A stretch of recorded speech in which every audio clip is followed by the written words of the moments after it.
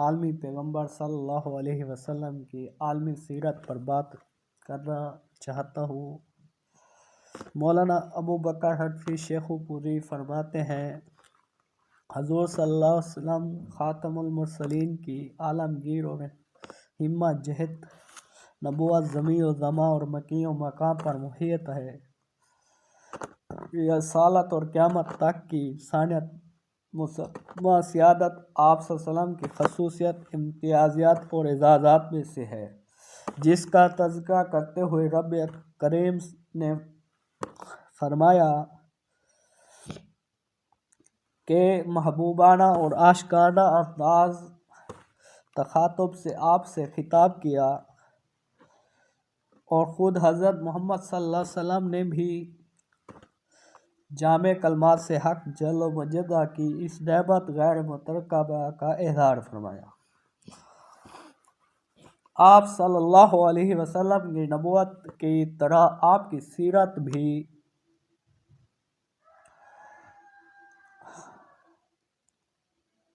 عالمی و آفاقی ہے، جس نے تمام شعبہ زندگی کے لیے ایسے اصول فراہم کیے ہیں جو نظام عالم کی بقا کے ضامن، انسانی و معاشرتی قدروں کا حسن اور تمام انسانیت کے لیے نجات دہندہ ہیں۔ آپ صلی اللہ علیہ وسلم کا بے داغ بچپن، با کردار جوانی اور حسن عمل کا حامل بڑھاپا صرف عالم اسلام ہی نہیں، تمام اقوام عالم کے لیے مشعل راہ ہے۔ ان جیسا کوئی آپ تک نہ ہوا، نہ اب تک ہوگا، ان جیسا کوئی ہوگا بھی نہیں۔ ان پر قربان میں 100 بار ہو جاؤں۔ سیرت بھی ہنسی، صورت بھی ہنسی، وہ حقیقت ہے جس کا اعتراف مصنف مزاج غیر مسلم دانشوروں نے برملا اور بجا طور پر کیا۔ معروف ہندو اسکالر پیغمبر اسلام صلی اللہ علیہ وسلم کی شخصیت کا مطالعہ کیا تو اس قدر متاثر ہوا کہ آپ صلی اللہ علیہ وسلم کی سیرت طیبہ پر کتاب لکھ ڈالی، جس کا نام عرب کا چاند رکھا۔ اس کتاب سے ایک اقتباس ملاحظہ کیجیے۔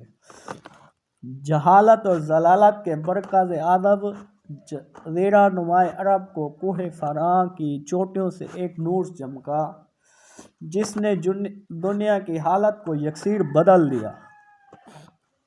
گوشہ گوشہ کو نور ہدایت سے جگمگا دیا اور ذرہ ذرہ کو فروغ تابش حسن سے غیرت خورشید بنا دیا۔ آج سے 14 صدیاں بیشتر اس گم راہ ملک کے شہر مکہ معظمہ کی گلیوں سے ایک انقلاب افریز صدا اٹھی، جس نے ظلم و ستم کی فضاؤں میں تہلکہ مچا دیا۔ یہیں سے ہدایت کا وہ چشمہ پھوٹا جس نے اقلیم قلوب کی مرجھائی ہوئی کھیتیاں سبز و شاداب کر دی۔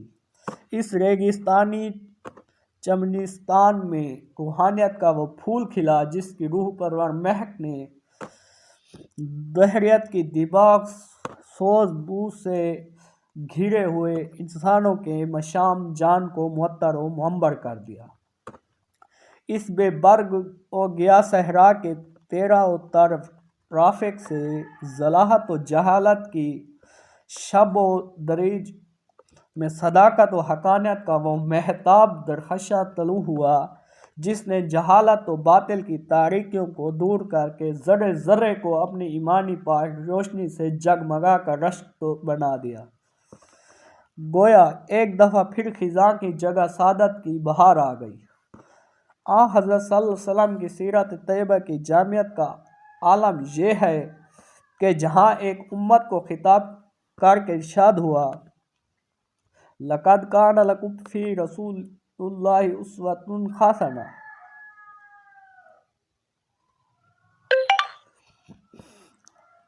تحقیق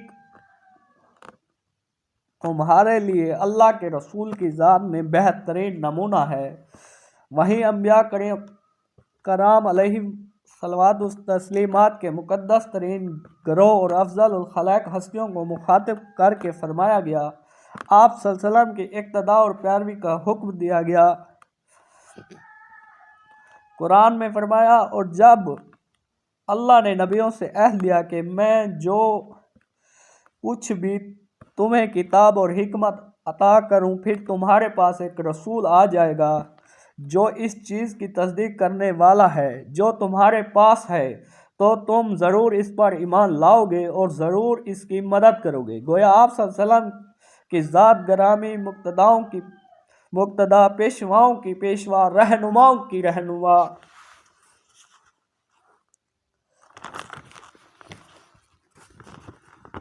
اندازہ کریں کیا کمال ہے آن حضرت کی سیادت و امارت کا، اور کیا شان ہے نمونہ کاملہ کی اصحاب شریعت و کتاب، علو العزم اور معصوم ترین ہستیاں جس کی زیر اقتدا ہیں، وہ اس 1.25 لاکھ طائفہ مقدسہ کے رہنما ہیں۔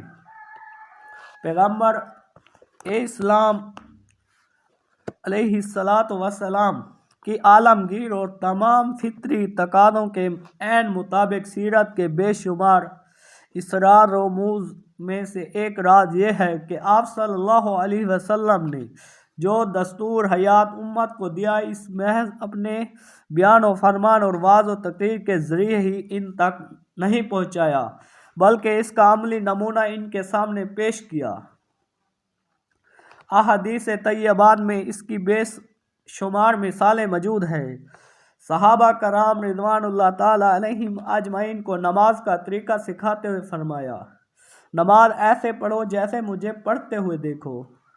صحابہ کرام بھی تفہیم دین کے سلسلہ میں نبی کریم صلی اللہ علیہ وسلم کا عملی طرز بیان اختیار فرماتے تھے۔ حضرت عبداللہ بن مسعود رضی اللہ تعالیٰ عنہ جب اپنا تلامذہ کو نماز کا طریقہ بتایا تو فرمایا، کیا میں تمہیں ایسے نماز پڑھ کر نہ دکھاؤں جیسے نبی کریم صلی اللہ علیہ وسلم پڑھا کرتے تھے؟ پھر آپ نے نماز پڑھی، اپنی شریکہ حیات کے ساتھ حسن سلوک کی ترغیب دیتے ہوئے اپنی مثال بیان فرمائی، تم میں سب سے بہتر وہ شخص ہے جو اپنے گھر والوں کے ساتھ بہتر معاملہ کرنے والا ہے، اور میں تم میں سب سے زیادہ اپنے گھر والوں کے ساتھ بہتر ہوں۔ کھانے کے ادب بیان فرمائے، کھانے کے وقت اپنا معمول بیان فرمایا، میں متکبروں کی طرح ٹیک لگا کر نہیں کھاتا۔ اسی کے علاوہ بھی ذخیرہ حدیث میں موجود واقعات بھرے پڑے ہیں۔ حضرت صلی اللہ علیہ وسلم کی اسوہ حسنہ بننے والی سیرت مبارکہ کے لطائف میں ایک لطیفہ یہ بھی ہے، آپ صلی اللہ علیہ وسلم کی بچپن سے لڑکپن، لڑکپن سے جوانی، جوانی سے بڑھاپا اور بڑھاپے سے موت تک غازی زندگی کا ایک ایک لمحہ خواہ آپ صلی اللہ علیہ وسلم کے بشر و طبع امور سے متعلق ہو یا دینی و شرعی امور سے، مکمل طور پر محفوظ ہے۔ یہاں تک بہت سے ایسے امور جن کو عام معاشرتی زندگی میں نظر انداز کر دیا جاتا ہے اور ان کی تحقیق و تفتیش میں کوئی شخص نہیں پڑتا، انہیں بھی آپ صلی اللہ علیہ وسلم کے مخلص جان نثاروں اور بے لوث غلاموں نے اپنے احاطہ میں لا کرامت تک پہنچایا۔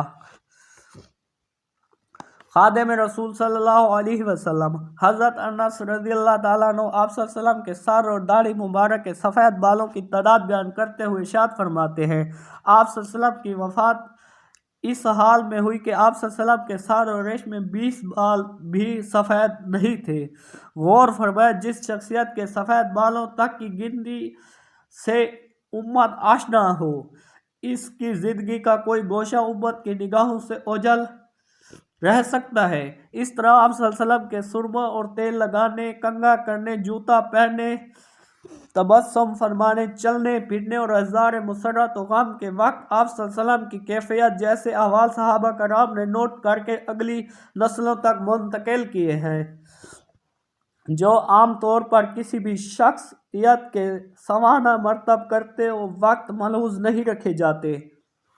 والسلام۔